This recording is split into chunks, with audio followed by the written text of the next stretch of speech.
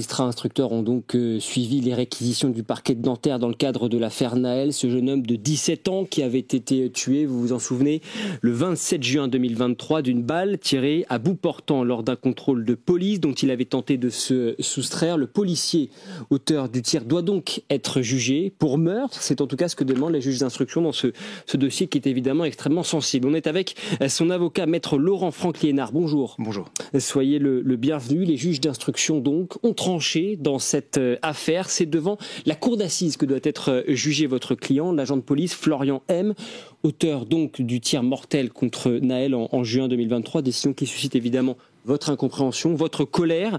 Vous sollicitez un non-lieu et c'est vrai qu'on en est loin à ce stade. Comment réagissez-vous à cette décision des juges d'instruction ? Alors ce n'est pas surprenant, mais c'est très décevant, parce que nous avons tout apporté. Nous avons apporté des éléments techniques, nous avons apporté des éléments juridiques. Mon client a répondu à toutes les questions, il a répondu convenablement, il a expliqué son geste, il a expliqué pourquoi il l'avait fait.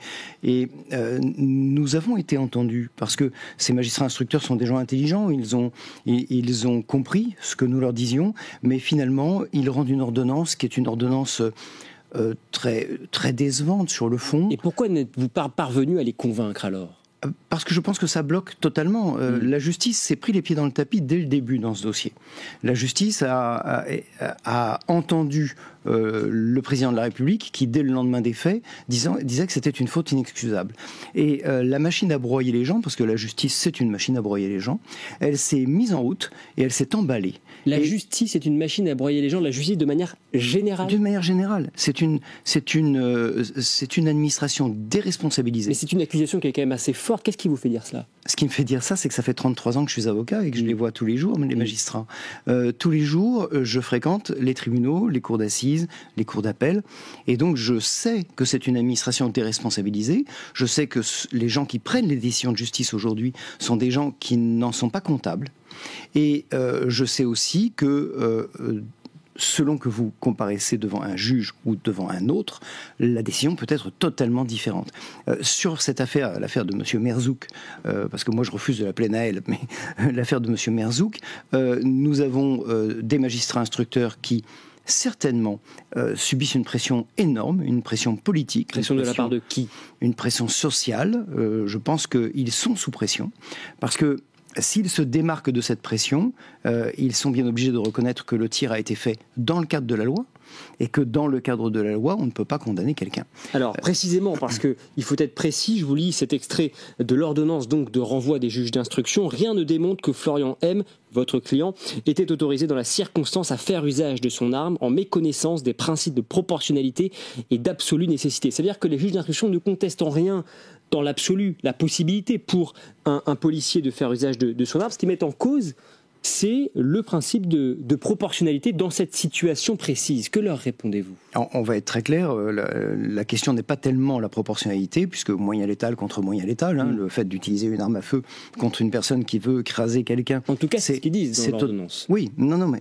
Le problème n'est pas la proportionnalité, le problème est celui de la nécessité, et de l'absolue nécessité qui est sollicitée tant par la Convention européenne des droits de l'homme que par l'article 435.1, puisque nous parlons de celui-ci, du Code de la sécurité intérieure. Cet article dit que le policier peut faire usage de son arme quand il y a un refus d'obtempérer qui met en danger la vie des autres, lorsqu'il est susceptible donc de mettre en danger la vie des autres, mais surtout lorsque c'est absolument nécessaire. Et les juges disent « ça n'était pas absolument nécessaire », parce que, et c'est l'argument qui me fait bondir, parce qu'il y avait d'autres moyens d'arrêter la voiture. Et ça, vous voyez, ça n'est pas audible, parce que le parquet avait pris des réquisitions. Dans le cadre de ces réquisitions, le parquet disait il y avait d'autres moyens d'arrêter la voiture, on pouvait tirer dans les pneus ou tirer dans le capot moteur. Nous avons démontré par des expertises que tirer dans les pneus, ça ne sert à rien, et que tirer dans le capot moteur, ça n'est pas efficace. Donc, ces deux arguments du parquet, nous les avons rejetés par expertise.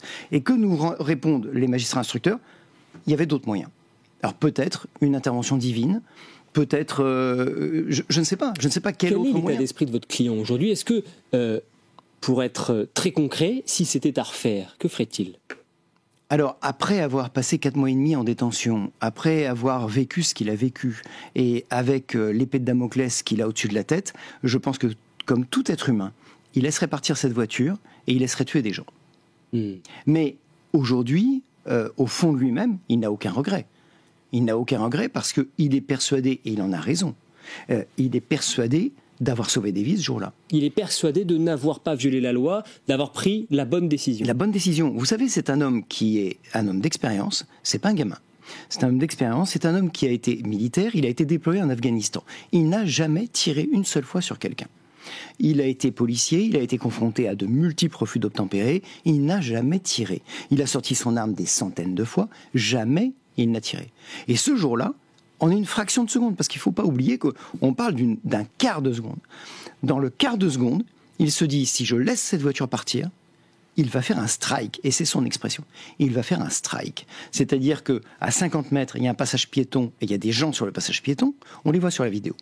Et à 100 mètres, il y a la place Nelson Mandela, il est 8h40 du matin, il y a énormément de cyclistes, de trottinettes, de poussettes. Il dit, mais je dois protéger ces gens-là. Donc, il est dans une situation où il décide soit de tirer, soit de ne pas tirer. S'il décide de tirer, il sait qu'il va blesser gravement cette personne. Il ne veut pas la tuer. Mais il sait qu'il va mettre une balle dans un corps et que, évidemment, il va y avoir une blessure grave. Et c'est un drame. Et c'est un drame. Mais s'il ne tire pas, il sait que derrière, il va y avoir des gens en fauteuil roulant ou morts. Il le sait parce que, quelques minutes avant, il a vu une femme traverser un passage piéton et être obligée de repartir avec des enfants, de repartir très vite pour échapper à la voiture. Et ça s'est passé en quelques secondes. Et il a vu surtout un cycliste. Et quand il voit le cycliste, les deux motards disent la même chose. Les deux motards disent on ferme les yeux parce qu'on ne veut pas voir la percussion. La voiture, elle roule à 116 km/h dans les rues de Nanterre. Il y a un cycliste qui arrive et ça passe à 1 cm du cycliste. À 1 cm. Et mon client, il dit je ne peux pas laisser ça se reproduire. Parce que là, on a eu de la chance. Mais dans 5 secondes, il va en tuer un. Vous craignez qu'avec cette affaire, eh bien, on finisse par avoir des policiers qui, finalement, dans certaines situations, préfèrent fermer les yeux, détourner le regard, pour ne pas prendre le risque eh bien, de se retrouver peut-être devant les tribunaux, peut-être même en prison? Mais c'est bien pire que ça. Le raz-de-marée de cette affaire, ce n'est pas seulement sur certains refus d'obtempérer les policiers qui décident de ne plus tirer ou de reculer et puis de laisser faire. C'est une vague de démission.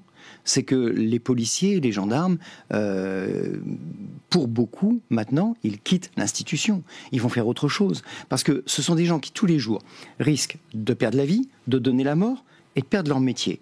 Et maintenant, quatrième notion que nous n'avions pas avant, ils risquent d'aller en détention. Ils risquent donc de ne plus voir leur famille, de ne plus embrasser leurs enfants.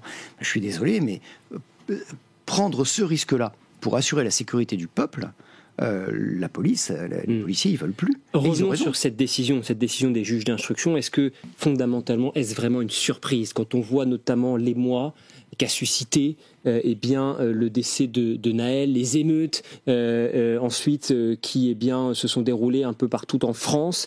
On verra bien évidemment ce que dit le procès, mais votre client pouvait-il vraiment échapper aux assises? Alors, avec l'application du droit, il devait y échapper. C'est-à-dire qu'un juge d'instruction courageux et impartial devait examiner les faits, devait examiner le cadre juridique et devait dire effectivement, par rapport à, sauf à vider de sa substance le texte, par rapport au texte, nous sommes dans les clous. Et donc, je ne peux pas renvoyer un policier devant une cour d'assises, à charge pour la partie civile de relever appel si elle souhaite, de saisir la cour d'appel, mais je ne peux pas renvoyer ce policier devant une cour d'assises parce que je n'ai pas de charge suffisante qu'il ait commis une infraction. Ça, c'est la version courageuse et la version impartiale. Nous ne sommes pas dans ce cadre-là. Nous sommes dans un cadre où soit les juges d'instruction, les deux qui ont signé cette ordonnance, ont manqué de courage, soit ils n'ont pas été touchés par l'impartialité qu'on attend d'un juge. C'est important parce que vous ne dites pas les juges d'instruction se trompent sur le terrain du droit. Ils ont peut-être mal interprété ce qui s'était passé. Vous dites non, il y a un problème d'impartialité, un problème de courage. Oui, tout à fait. Je pense que les dés étaient pipés depuis le départ dans ce dossier. Pourquoi ? Parce que nous avons... Il se trouve que je suis spécialisé dans l'usage des armes. Nous traitons 2 ouvertures de feu par semaine. Sur le territoire national, dom-tom compris, et nous voyons énormément de juges d'instruction dans ce type d'affaires. J'ai beaucoup de juges d'instruction qui m'ont dit « moi je ne l'aurais jamais mis en examen ». C'est une absurdité. J'ai des magistrats du parquet général d'une cour d'appel qui me disent mais faites appel, on va vous soutenir parce que c'est inadmissible ce qui se passe.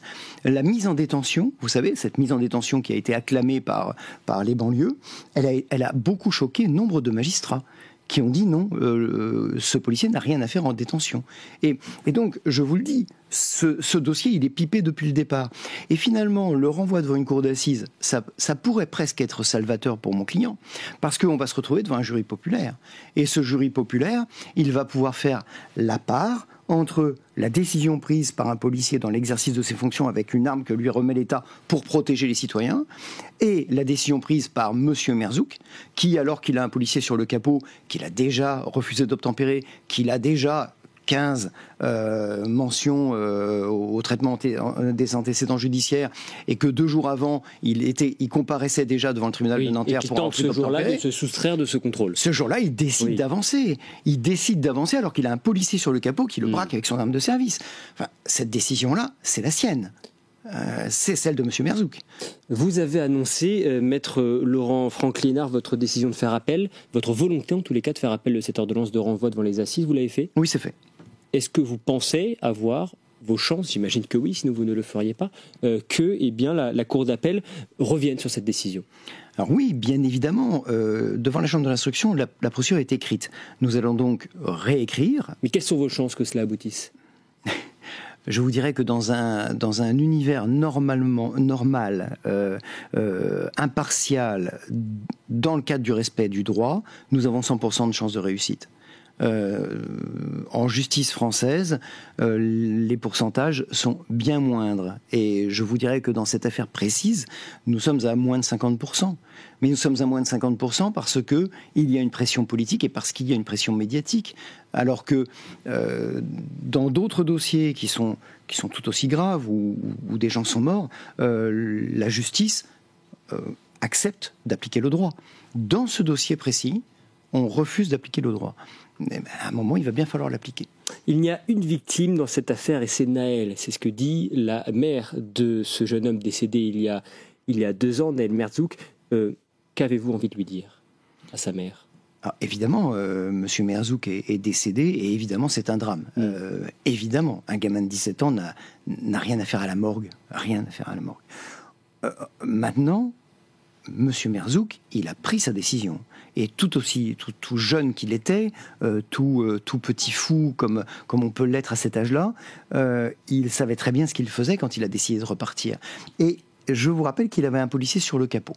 Il savait très bien qu'il manquait aussi d'écraser ce policier, qu'il le mettait en danger en repartant. Voilà ce que j'ai envie de lui dire. J'ai envie de lui dire, votre fils a fait son choix, et son choix n'était pas le bon. Pourquoi est-ce qu'il l'a fait ? Je ne sais pas. Qu'est-ce qui lui est passé par la tête à ce moment-là ? Je ne sais pas. Mais il s'est exposé à l'usage de la force par la police. Et s'il est décédé, c'est de ce fait. 100% des gens qui s'arrêtent à un contrôle, ça se passe très bien.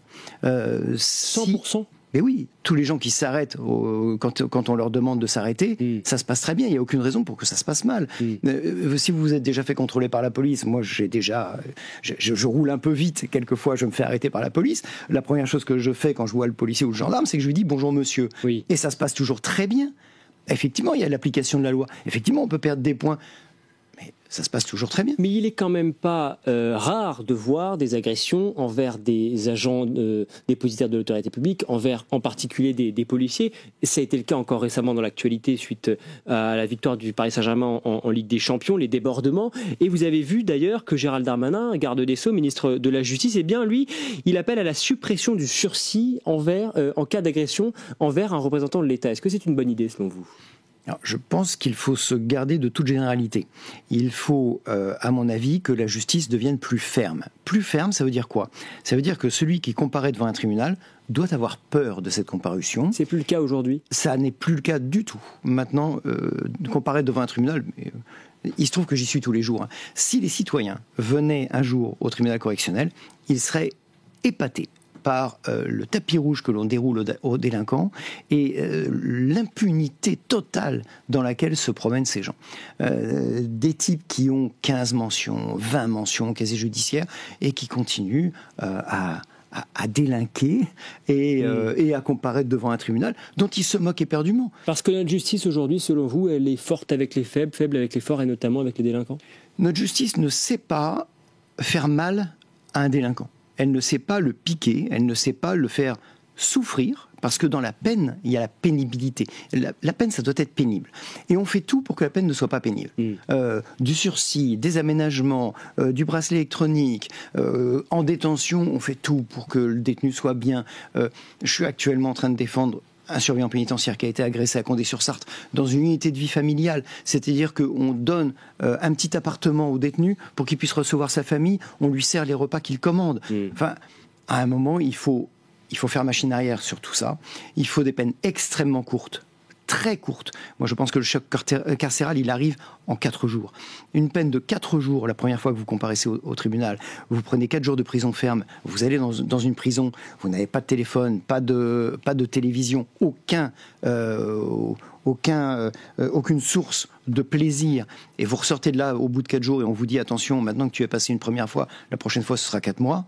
Je pense que le délinquant décide que finalement le jeu ne vaut pas. Est-ce qu'il faut également une condamnation minimum systématique lorsque la culpabilité est retenue? Là aussi, c'est ce que propose Gérald Darmanin. Il ne faut surtout pas obliger les juges à faire quoi que ce soit, parce que c'est une administration, je vous le disais, déresponsabilisée, mais c'est aussi une administration qui réagit très vivement quand on essaie de la contraindre.